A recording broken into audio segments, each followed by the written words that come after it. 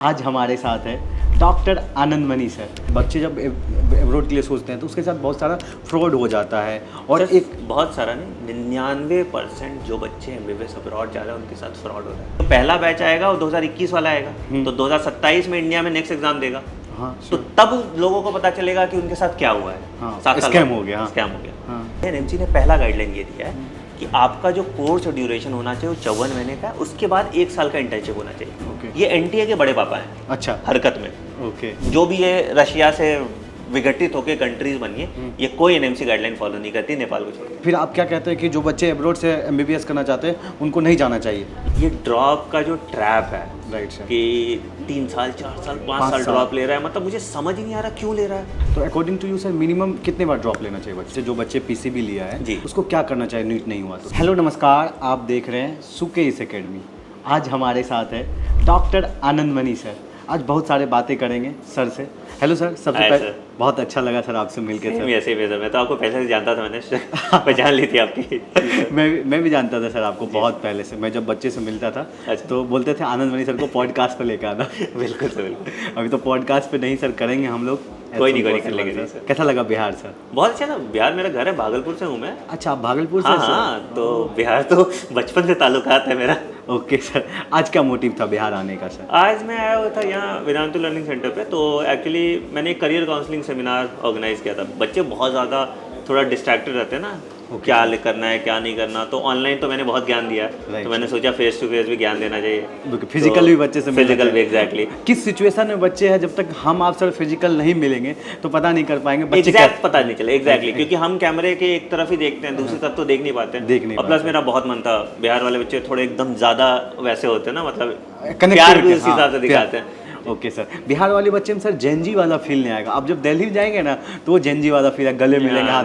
यहाँ के बच्चे आपको पैर छुएंगे। एग्जैक्टली, वो एकदम ऑर्गेनिक रहता है। और वो जो प्यार जो दिल से इज्जत बिहार वाले बच्चे देते हैं वो कहीं और नहीं है। ओके, वो तो है।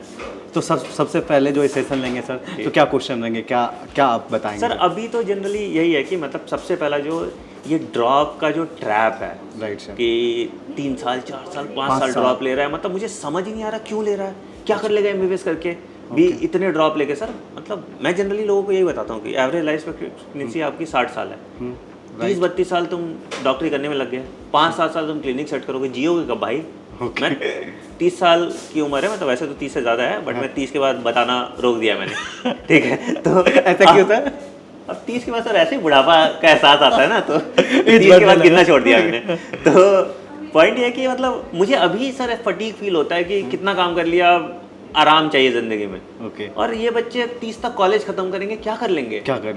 और सर ये आप तो सर 5-5 6 से 7 साल ड्रॉप लेके बच्चे बैठे लोगों ने क्या हुआ ना, ग्लोरीफाई करने लगा। हमने एक वीडियो बना दिया कि 5th अटेम्प्ट में ये बच्चे ने एमबीबीएस निकाला। Sure sir. जब निकाला तब तो आपने इंटरव्यू लिया उस बच्चे का, जब कॉलेज में है जाके इंटरव्यू लो, वो बच्चा बताएगा कि उसने कितनी बड़ी गलती की है वो 5 ड्रॉप लेके। क्यों दिक्कत होता है सर? जैसे मैं अपनी ही बात होता हूँ, मैंने एमबीबीएस में एडमिशन लिया, ठीक है, तभी हमें लगा कि पहले साल से एकदम एप्रन लगा के स्टेथोस्कोप लगा के हीरो लाइफ सेट हो गई। हाँ। फिर कॉलेज में जाओगे तो पता चलेगा एमबीबीएस डॉक्टर को कोई पूछ ही नहीं रहा। अच्छा। आपको पीजी करना है, और पीजी एमबीबीएस से 20 गुना ज़्यादा टफ है। हमें तो ये बताया था क्या था कि 12वीं के बाद आपकी पढ़ाई सॉर्ट हो गई। ओके। कुछ और जरूरत नहीं आपको, कॉलेज गया लाइफ सेट है। यहाँ पता चला जितना आपने 12वीं में 3 किताब थी एनसीईआरटी की, यहाँ पे एनाटॉमी फिजियोलॉजी बायोकेमिस्ट्री, मतलब इतनी मेरे वजन से ज़्यादा किताब पढ़ रहा हूँ मैं। और यूजी में तो चलो पढ़ाने वाले भी लोग थे, पीजी में कोई पढ़ा भी नहीं रहा टीचर, अपने से ही पढ़ रहा हूँ।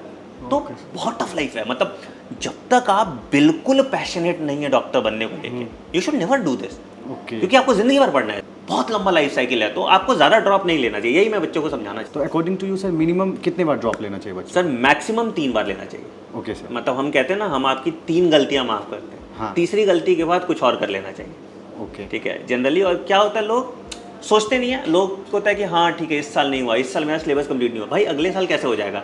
इस साल सर मैं डिस्ट्रैक्टेड था, अगले साल क्यों डिस्ट्रैक्टेड नहीं रहोगे? ये जवाब दो ना। तो हम, और क्या हुआ है कि एक तो एजुकेशन थोड़ा एक्सेसिबल हो गया, वो फायदा के ज़्यादा नुकसान कर रहा है सर। कैसे नुकसान कर रहा है? मैं समझाता हूँ सर। बेसिकली अगर मेरे पिताजी किसी कोचिंग की 1 लाख रुपए फीस देते तो 1 साल के बाद नहीं देते ना। हाँ। बोलते भैया जमीन बेच के थोड़ी देंगे, जमीन बेच के थोड़ी देंगे। अब अगर मेरे पिताजी को मैं बोला पापा 5,000 में तैयारी हो जाएगी, हाँ। अच्छा कर लो 1 साल और, घर बैठ के तो करना है, 5,000 का तो नुकसान हो रहा है साल भर का। वो लाइफ स्पैन। तो मैं हमेशा बच्चों को ये बोलता हूँ time is more important then money. मैं Right, एक एग्जांपल देता हूँ सर लोगों को कि मान लो कि मैं कुछ नहीं किया, मैं आज जाके कॉल सेंटर में नौकरी कर रहा हूँ, ठीक है, मुझे 4 लाख रुपए साल का तो तनख्वाह मिल जाएगा। मतलब आई थिंक मैं दवाई की दुकान में भी काम करूंगा तो भी मुझे 3 लाख रुपए साल का तो मिल जाएगा। Sure, तो मैंने 1 लाख रुपए बचाने के चक्कर में उस 5,000 का कोर्स लिया जिसमें मेरा 3 लाख का नुकसान हो गया। ओके ये नुकसान लोग नहीं समझ पाते सर। ओके सर, इतना इलोबरेट नहीं करते हाँ, उनको मतलब लगता है कि हमने वो ग्लोरीफाई कर दिया ना। मतलब हम इंटरव्यूज करते हैं बच्चों का कि जिसका सिलेक्शन हो गया, हम एक बच्चे का तो इंटरव्यू करते हैं जिसका 5th अटेम्प्ट में सिलेक्शन हुआ। हम वैसे 100 बच्चे का इंटरव्यू नहीं करते जिसका 5th अटेम्प्ट में भी सिलेक्शन हुआ, उस पर क्या बीत रही है, उससे पूछो कि उसने ड्रॉप लेना था कि नहीं लेना था।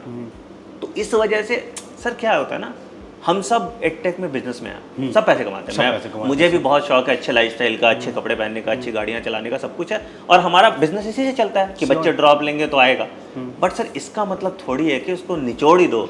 बिजनेस उतना ही करो ना कि भाई कि उसका भी भला हो जाए और तब तक है 3 साल उसने आपको पैसे दिए ना, जीने तो उसको कुछ और कर लेगा, क्यों उसको गुमराह करके और दूसरे कोर्सेज में लाना है। ओके सर, क्या ऑप्शन होना चाहिए जैसे जो बच्चे पीसीबी लिया है जी, उसको क्या करना चाहिए नीट नहीं हुआ तो? सर पहला तो है कि 3-4 ऑप्शन ऐसा पहला है कि सरकारी नहीं हो रहा, प्राइवेट चले जाओ, ठीक है। ठीक है। अब प्राइवेट भी महंगा है, ऑब्वियसली सब लोग अफोर्ड नहीं कर Afford नहीं सकते, कर तो फिर अब्रॉड के ऑप्शन से अब्रॉड जा सकता है।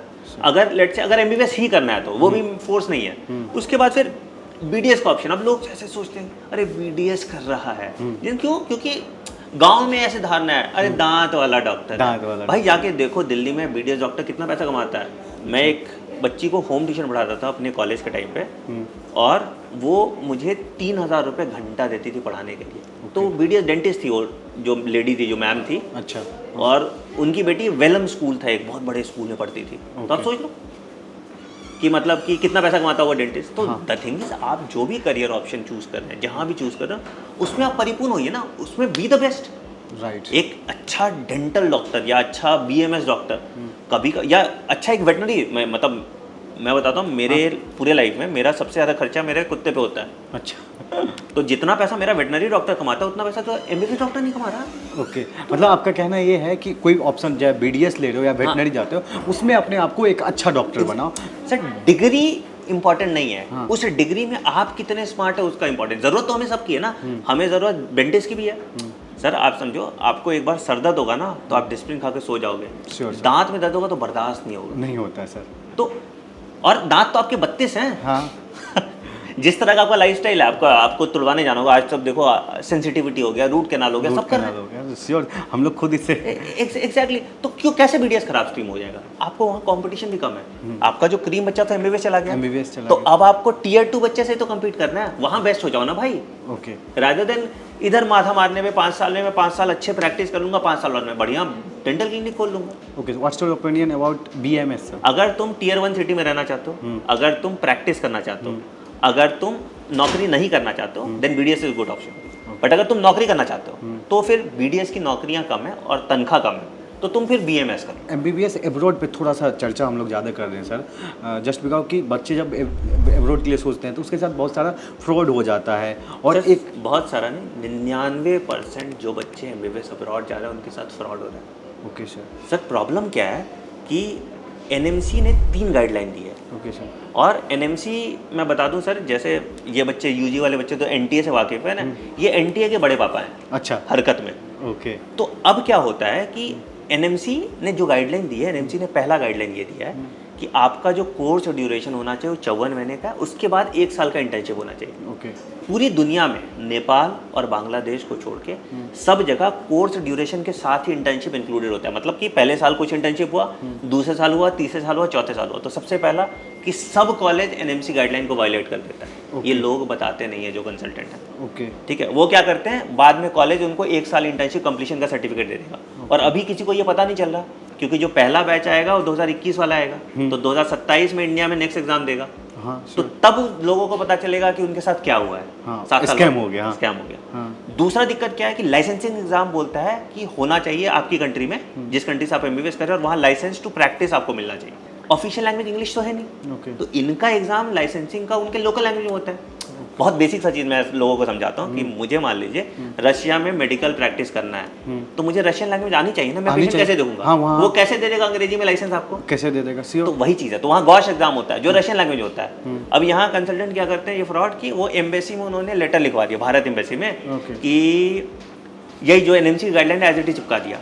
रशिया के बारे में इंडियन एम्बेसी बोलने वाला कौन होता है? अब यही वही बात होगी, इंडियन एम्बेसी यहाँ पे आएगा पाकिस्तानी एम्बेसी भारत के बारे में बोल रहा है कि भारत में ये हो गया, तो आप मानोगे पाकिस्तानी? नहीं मानेंगे। जब तक भारत नहीं बोलेगा तब तक नहीं मानेंगे। तो उनकी मिनिस्ट्री ऑफ हेल्थ से ऐसा कोई नोटिफिकेशन नहीं है, उनकी मिनिस्ट्री ऑफ एजुकेशन से ऐसा कोई नोटिफिकेशन नहीं है। ओके। तो आगे क्या होगा मुझे नहीं पता, बट आज के दिन में ये country Russia, Georgia, Kazakhstan, Kyrgyzstan, Uzbekistan, सब जो भी ये रशिया से विघटित होकर कंट्रीज बनी है, ये कोई एनएमसी गाइडलाइन फॉलो नहीं करती, नेपाल को छोड़। ओके, तो फिर आप क्या कहते हैं कि जो बच्चे अब्रॉड से एमबीबीएस करना चाहते हैं उनको नहीं जाना चाहिए? जाना चाहिए ये सोच के कि आपको इंडिया वापस नहीं आना है, आप यूएस का सोच लीजिए, प्लैब का, बहुत ऑप्शन है, ऐसा नहीं है कि ऑप्शन खत्म हो जाता है, बहुत सारा ऑप्शन है, आप फॉरेन में जॉब करना। अवेयर होके जाइए ना, कम से कम डिल्यूजन में मत जाइए। ओके, कि मतलब कि मैं इंडिया वापस आ जाऊंगा ये सोच के मत जाओ। और आप अपने पापा को वही सिखा रहे हो, अगर आपको इंडिया वापस आना है तो आप नेपाल जाइए। अच्छा, ओनली फॉर नेपाल से एमबीबीएस करिए। हाँ, और बांग्लादेश भी है, बट अभी बांग्लादेश की हालत ठीक नहीं, मैं रेकमेंड नहीं करूंगा। ओके, तो जैसे अब्रॉड से करना चाहिए तो नेपाल से करना चाहिए। Thank you so much. Thank you so much मिलते हैं सर, बहुत अच्छा लगा। सेम है सर, थैंक यू।